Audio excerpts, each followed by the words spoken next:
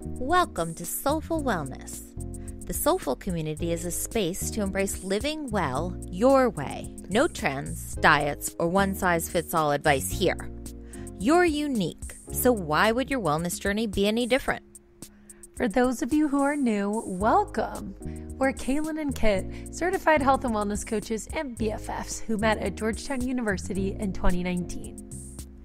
We've seen some things, like a painful gut health transformation, leaving toxic relationships, healing career burnout.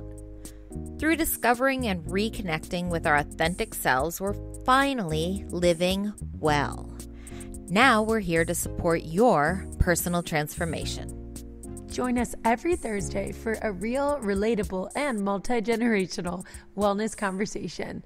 We are in awe of the personal transformations we've witnessed in the Soulful Society and can't wait to see where this takes us all next.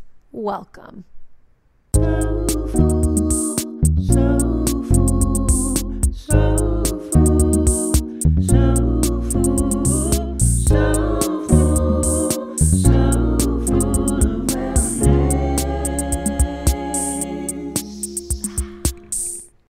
We've found that people who struggle with anxiety issues tend to have one theme driving most of their anxious thoughts. So in today's episode, we're putting you back in the driver's seat by giving you a two-pronged approach for tackling your biggest, most dominant source of anxiety. We invite you to think about what's consuming you with worry right now. What's driving your anxious thoughts? What area of life is this anxiety in? It might be waking you up in the middle of the night. Yeah, we certainly hope not, but it might be. Saying, what if this? Oh no, were you asleep? How can you sleep? What if that? We're all too familiar with this episode. And as regular listeners know, the themes, the topics from week to week come from our personal lives. So we're right there with you. And at least 50% of our anxiety is from one part of our wellness wheel. You've often heard us talk about this wellness wheel. If you haven't heard of it, go check out some of our older episodes where we outline really what this looks like. We also have a PDF of it that you can fill out for yourself on our website at www.soulfulofwellness.com. It's actually a pretty clear sign if you can learn to recognize it for what it really is. So obviously sitting with my anxious thoughts isn't a comfortable thing to do, but I've learned that it can be worth it. It can be really valuable because it's really an emotional red flag waving from whichever area of my wellness wheel is most out of alignment at that point in my life and is really asking for immediate attention. Mm-hmm. And all the while, it's impacting your other parts of your wellness wheel. Like you mentioned, for you, it's keeping you up at night. You're losing sleep. It's not fun. It's not fun. Yeah, getting in the way of my productivity and sometimes my relationships, because when I'm feeling really anxious, that's when I have a hard time following through on my social commitments because I'm just so caught up in that whirlwind that it's hard for me to just relax and enjoy doing the fun things with my friends. I think a lot of people can relate to that, like wanting to sort of hermit and go into your own shell when you're feeling like something in your life is particularly clouded with this massive anxiety cloud. And we don't want that for you. We want you to be able to have the tools, the self-efficacy, the empowerment to blow that cloud away. Yeah. Invite in some sunshine. And as we know, of course, like we can't eradicate our anxiety fully. That's not news to you, we're sure, but we want to be able to provide you with some tools to be able to manage it. You know, these thoughts are going to come, especially if it is something particularly big in your life that involves maybe making a decision or making a change. As we know, like for me personally, life transitions are the biggest source of anxiety and discomfort. And I think to your point earlier, Kit, about leaning into discomfort, or rather us wanting to shy away from it. As cheesy as it sounds, like our biggest growth really does happen unfortunately, when we lean into the discomfort. It's the opposite of what you feel like doing. You want to run away or at least be in denial, but probably run away, stick your head in the sand, la, la, la, that's not there. If I don't see it, maybe I won't feel it. And the opposite of leaning into it and saying, okay, clearly you're trying to communicate something. I'm not loving how this feels, so let me just deal with it. What's going on inside me is the best way to handle it to the point where it's not just going to keep popping up, which it will do. And we're going to talk about that part of it in a few minutes. So we came up with this two-pronged plan because we've found with ourselves and with our clients that anxiety usually falls into one of these two camps. So we have a prong for how to handle each one. It's not like steps 1, 2. You do this, or in certain cases, you do this. I also want to make one little clarification. When we say 50% of our anxiety comes from one area of the wellness wheel, I want to be clear that it's not like the area you're born with. Throughout your whole life, that's the one for you. It depends on what's going on in your life. For me personally, there have been times in my life where it was my personal relationship. There have been times in my life where it was my job. Right now, it's financial. We went over this in one of our anxiety episodes in the past. The antidote to anxiety is often action. Not always, as we will reveal in prong 2, but really taking action mitigates so much anxiety. I want to share my therapist's definition of anxiety because it truly has changed my life. Anxiety is not an emotion. Anxiety is an experience that we have when we don't want to feel something. So that discomfort that you're noticing, that fear, those what if worries, for me, it comes up as what if worries and my inner gremlin spewing the rudest things at me of self-doubt and are you really, are you going to try that? Or like, you're not that good at it. And all these like mean bullying tactics in my head, nagging me, pushing me away from my deepest desires as some sort of challenge or test based on the way I was socialized, based on the way you were socialized, based on the way, our brains had developed at a certain age. And when it's coming from inside the house, so to speak, it's powerful. Oh, yeah. And sometimes not even real, but damn, does it feel real. And when you hear it enough, you lose perspective. And totally, it just seems so real that you forget to even ask, are you a real thing? My brain tells me certain things over and over and over to the point where it is my reality.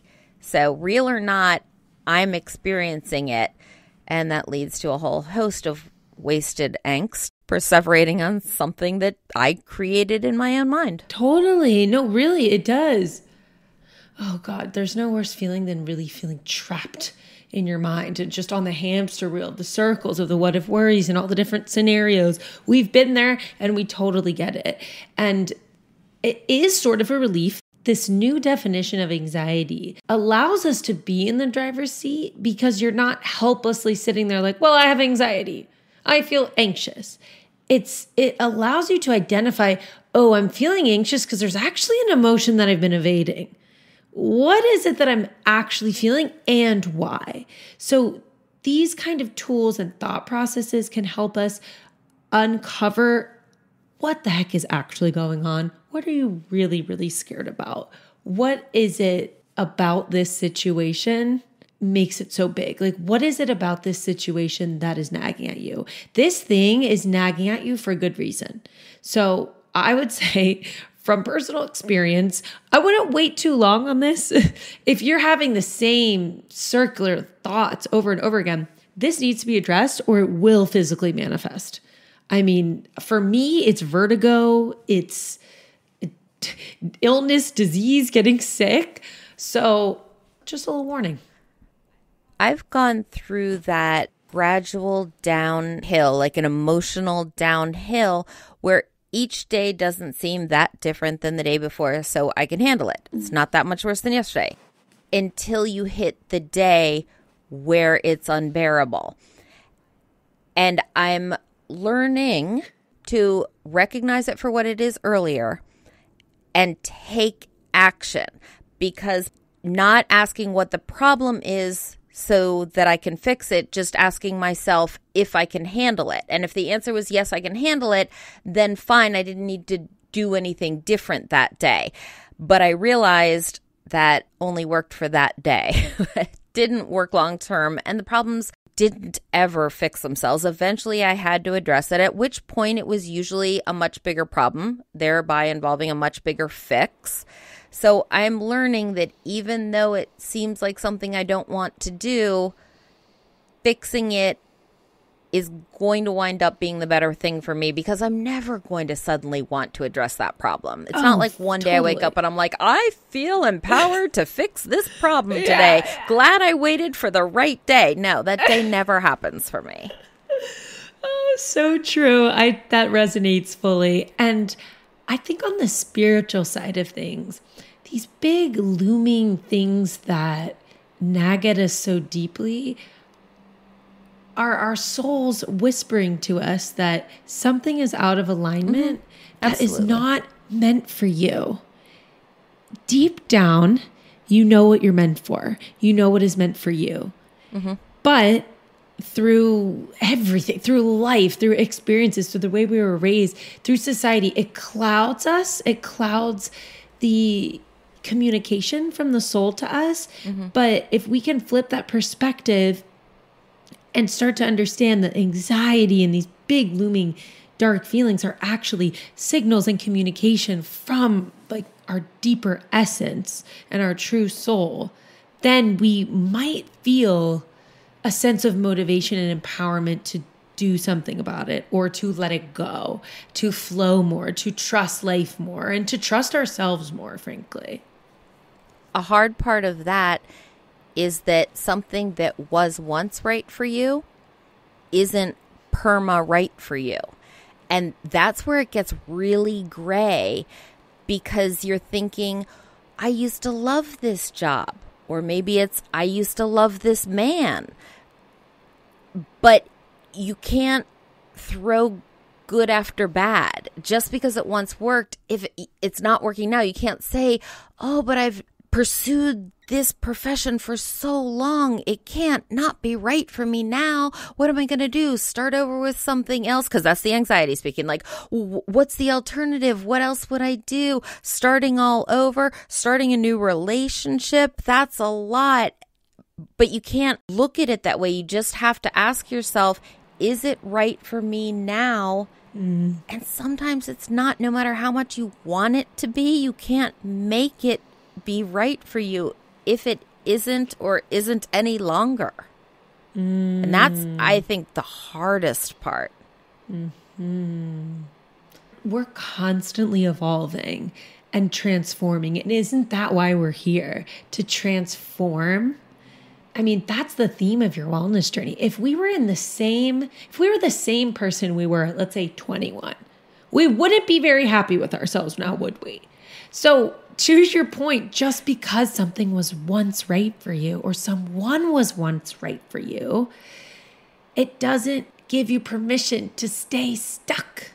To do something that's not good for your own wellness just because it used to be good for your wellness. So the first step, we always come back to this, awareness, right? Identifying, you know what? Crap. This isn't right for me. And I think where the tension comes into play is when we ignore that. I think that the all-consuming anxiety starts to become more apparent, and we are realizing, oh crap, I have to actually address this issue pretty soon, is because it had been kind of whispering to you here and there, and you knew, and you stifled your intuition maybe. We've all done it. We've all hung on to relationships and jobs that we are well past due. But it keeps you stuck. often we could become comfortable with being stuck because it seems less scary when in reality, it's scarier to do nothing at all or to stay on this hamster wheel of anxiety, because sometimes there isn't anything that we need to do per se. Sometimes we need to sit back and trust. And I know that can be really, really hard to do, to relinquish the control and to kick back and see what happens. We have a couple tools that will help you with that. So let's start with the action prong. When you sit in the uncomfortable feelings and you evaluate what it is that is the source of all this anxiety that you've been feeling, prong one is simply do something about it. So trying to give concrete examples of what might it look like to do something and address the problem. Break up with the toxic boyfriend. Quit the soul-sucking job going nowhere. Hire the personal trainer, schedule and prepay your first month of sessions. Love it. Love it. Action is the antidote to anxiety a lot of the times. I think it's super empowering to be able to make that step. And may I add section A of prong one. Once you've made that decision, commit in your brain. Really commit. Know your why and stick to it. Often we have people in our lives who mean well and are really trying to support you, but they might question your decision under the guise of wanting the best for you or trying to help you, when in reality, you know you the best. And like we talked about earlier, your soul is speaking to you. So once you've made that decision, if you've quit that job, if you've decided to break up, keep coming back to your why and fueling your soul and spending time in solitude, reminding yourself of who you are, of why you're doing this, of really what called you to make this decision. Because for me, when I make big life decisions, I have a freaking rigmarole, a script. My inner gremlin has a script in my head, I swear, that questions me and questions my decision and pushes back on my intuition. So I wanted to add that. Second guessing yourself is so normal. I want to say it's part of the process. I kind of wish it weren't, but honestly, it probably is, because anything important, you're going to worry about your decision. But if you've committed to a path, don't go back and forth. That's as bad as doing nothing. That's as bad as just sitting in it. And you're going to want to. There are going to be times where you're like, oh, what'd I do? At least I knew how to do that. I didn't like it, but at least I knew how to do it. Like, this feels really scary. Oh, it's not going to be easy. It's going to suck. Breakups are terrible. Quitting your job, so scary. But it's going to be worth it. It's necessary. I mean, hell, you were there for my wedding planning journey. I was second guessing myself left and right. It was such an exercise of like building self-trust and self-confidence. And that's not even like a big, life transition. That was, the marriage, obviously, the wedding itself. But I'm talking about the planning and the details of the event, second guessing the details and not trusting myself. That was a huge exercise in building self-trust. Well, a lot of that goes into prong two, because a lot of that, there was no problem. Your brain told you there was a problem. Your wedding dress, remember? Mm-hmm. You're like, I have two front runners and they're totally different directions from each other. And I remember thinking, Kaelynn, I don't know what these two options are, but I'm sure they're both spectacular and everyone's going to love them and love you in them. That's an example of prong two. Acknowledge there's nothing wrong. There's nothing broken. There's nothing that needs fixing. There's nothing to address. This doesn't make the anxiety any less real. But when there's no real problem, you can't solve it. So instead, prong two is resolve it. Let it go. And that also is not easy.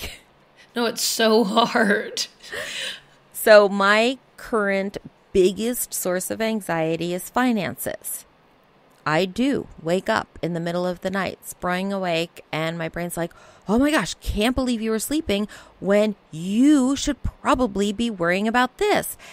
There's nothing wrong with my finances.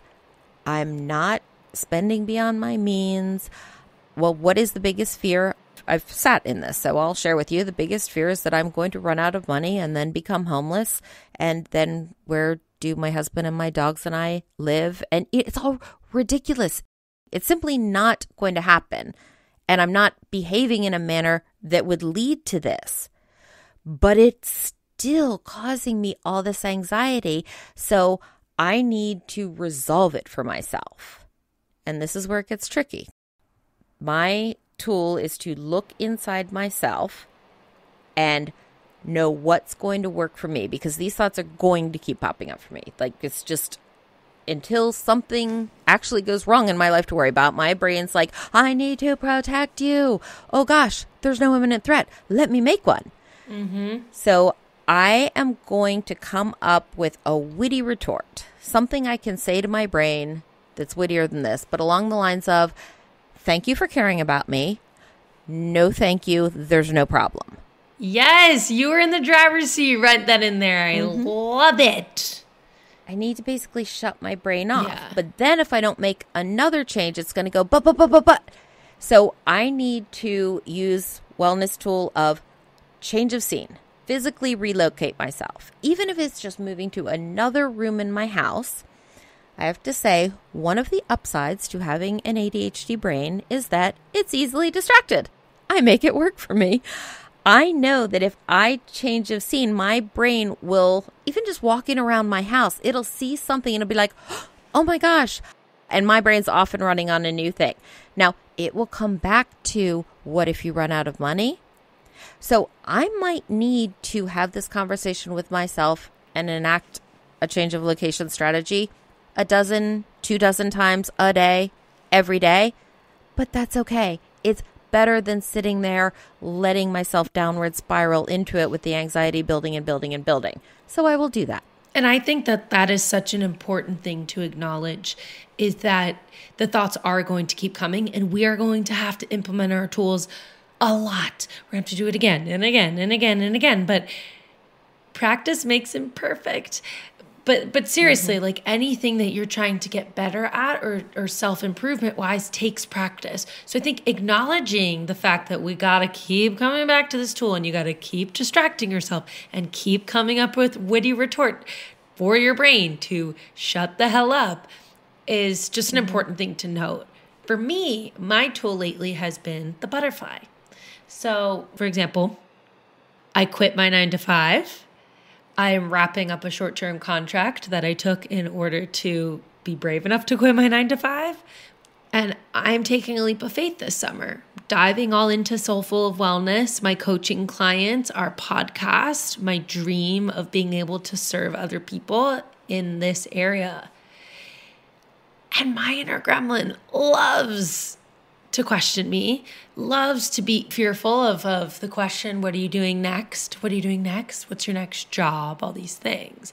So the butterfly tool is when those what if worry thoughts crop up, when the self-doubt comes in of what are you doing? I envision the thought as a literal butterfly fluttering very fast away. And every thought that comes up, it's sort of a mindfulness technique. If you've ever tried Headspace, the app, they've got these really cool animations and they describe your mind as a blue sky and the worries and the anxiety and the thoughts as clouds coming by. And you're watching the clouds go by, and when it gets really gray, having that inner knowing that the blue sky is still there. So for me, it's like the butterflies are those clouds and I just watch them go by. And guess what?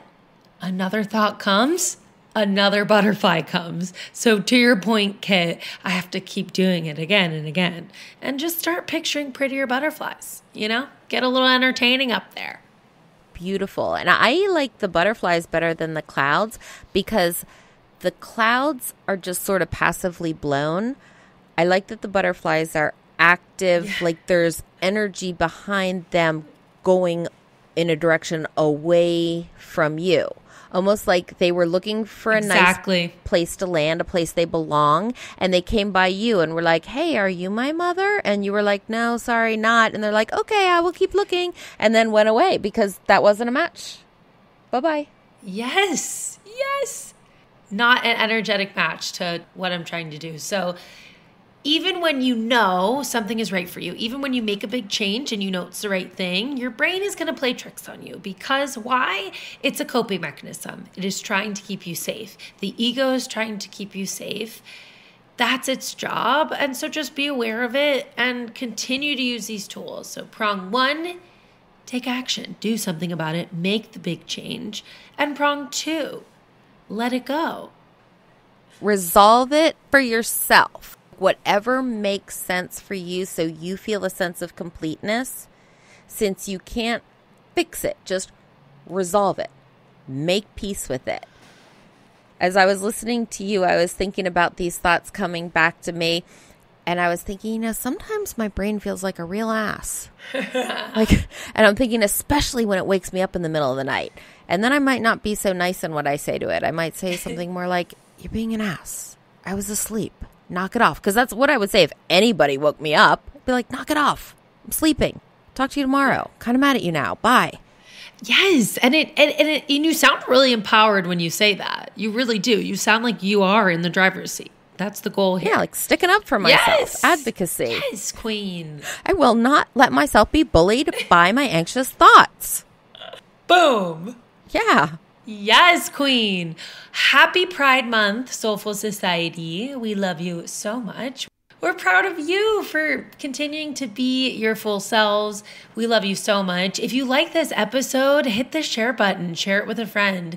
Let us know what you think, obviously. And please feel free to leave us a rating and a review. Thank you so much for listening. We love you. Peace, love, and light. Peace, love, and light.